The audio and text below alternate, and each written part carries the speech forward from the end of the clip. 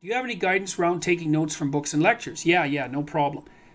Like, don't be taking notes during the lecture exactly, because then you're not listening to the lecture.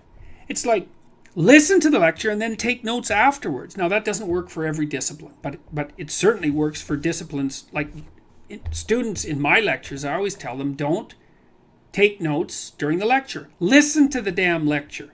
You can take notes afterwards, because what that does is force you to practice remembering.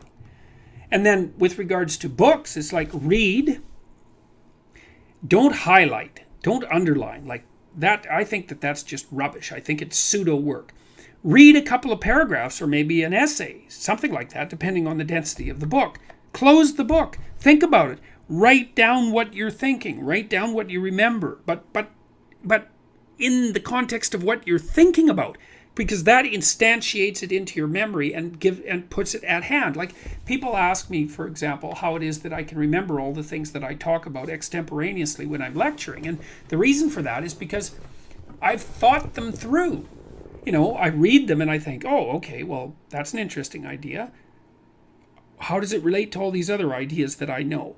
Like, what is its significance for this idea? And what's its significance for this idea? And do I believe it? And how might I criticize it? So it's kind of like I'm attaching little memory hooks to it in 5 different ways. And then I've got it. It's part of me. And that seems to be part of recall rather than recognition.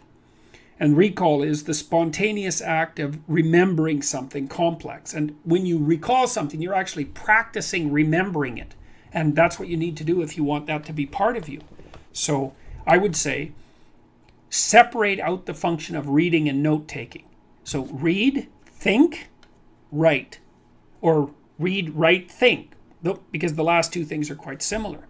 But don't like read the book and then read a sentence and then write down that sentence. That's not helpful. You could read the sentence, close the book, and then reformulate the sentence so that now it's your sentence, man. Then you'll remember it. Then you'll understand it. That works really well.